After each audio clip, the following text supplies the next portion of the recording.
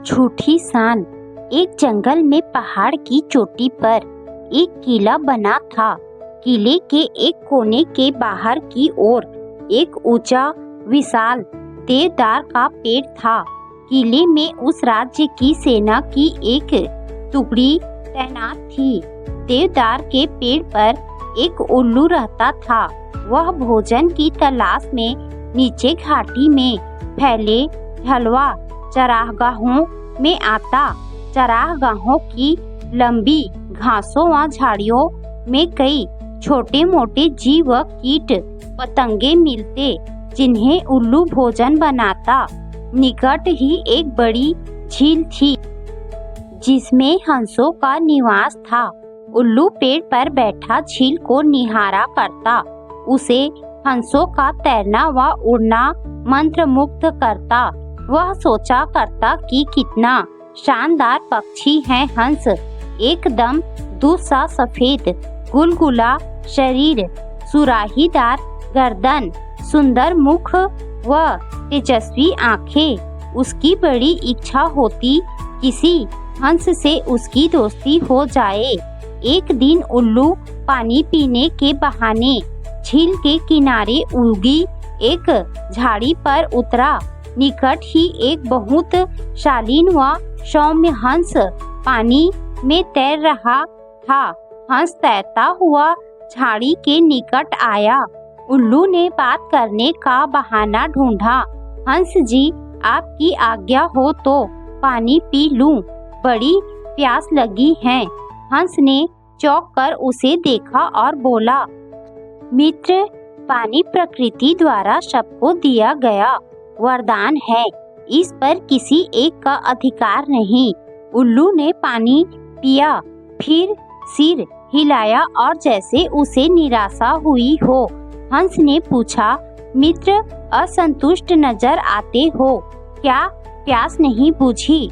उल्लू ने कहा, हे हंस, पानी की प्यास तो बुझ गई, पर आपकी बातों से मुझे ऐसा लगा कि आप नीति व ज्ञान के सागर हैं। मुझ में उसकी प्यास जग गई है, वह कैसे बुझेगी? हंस मुस्कुराया, मित्र, आप कभी भी यहाँ आ सकते हैं, हम बातें करेंगे। इस प्रकार मैं जो जानता हूँ वह आपका हो जाएगा और मैं भी आपसे कुछ सीख लूँगा। इसके पश्चात हंस व उल्लू रोज मिलने लगे। एक दिन हंस ने उल्लू को बता दिया कि वह वास्तव में हंसों का राजा हंसराज है। अपना असली परिचय देने के बाद हंस अपने मित्र को अपने घर ले गया। शाही ठाठ थे। खाने के लिए कमल व नरगिस के फूलों के व्यंजन परोसे गए और ना जाने क्या क्या दुर्लभ खाद्य थे। उल्लू को पता ही नहीं लगा। बाद में सौंफ, इलायची की जगह मोती पेश किए गए। उल्लू दंग रह गए। अब हंसराज उल्लू को महल में ले जाकर खिलाने पिलाने लगा। रोज दावत उड़ाती। उसे डर लगने लगा कि किसी दिन साधारण उल्लू समझकर हंसराज दोस्ती न तोड़ ले। इसीलिए स्वयं को हंसराज की बराबरी का बनाए रखने के लिए उसने झूठ मूठ कह दिया कि वह भी उल्लुओं का राजा उलक राज है।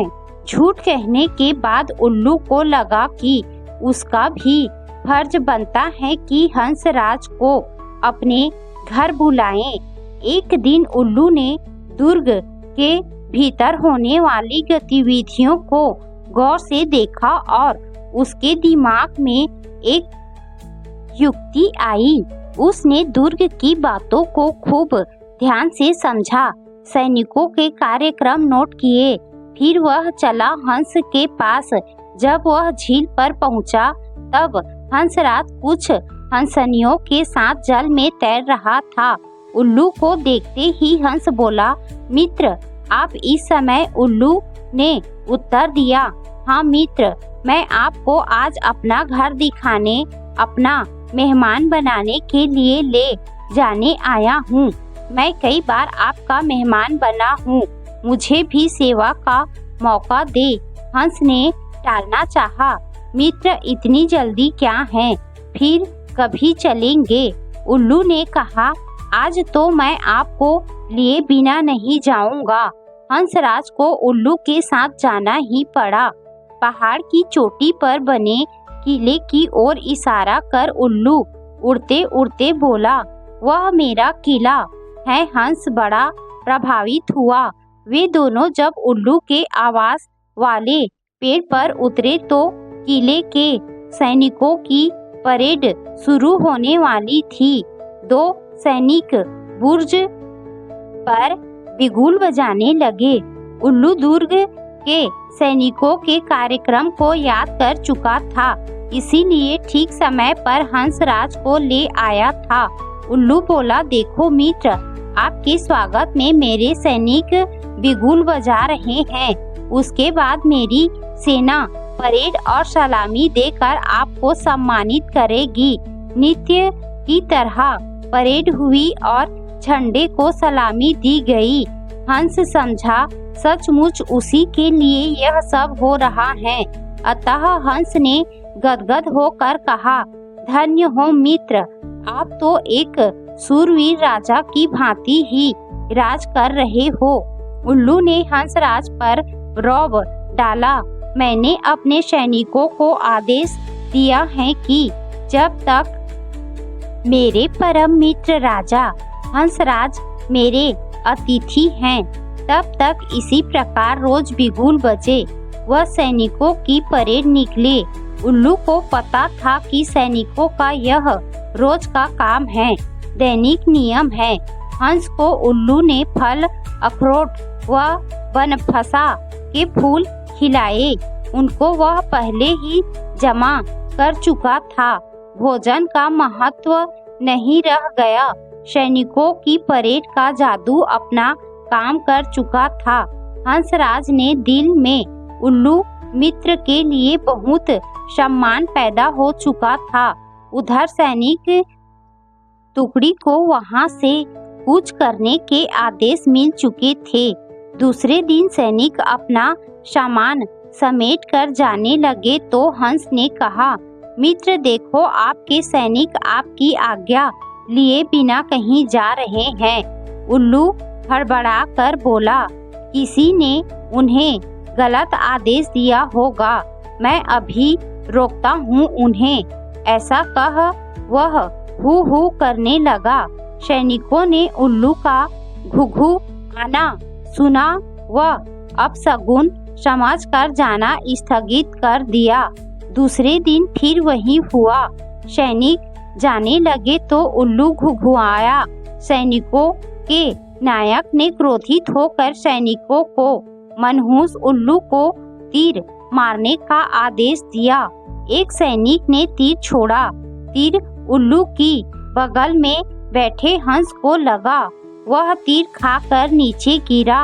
वह फड़फड़ा कर मर गया। उल्लू उसकी लाश के पास शोकाकुल हो विलाप करने लगा। हाय, मैंने अपनी झूठी शान के चक्कर में अपना परम मित्र खो दिया। धिक्कार है मुझे। उल्लू को आसपास की खबर से बेसुध होकर रोते देखकर एक शियार उस पर झपटा और उसका काम तमाम कर दिया। सीख, झूठी शान बहुत महंगी पड़ती है। कभी भी झूठी शान के चक्कर में मत पड़ो।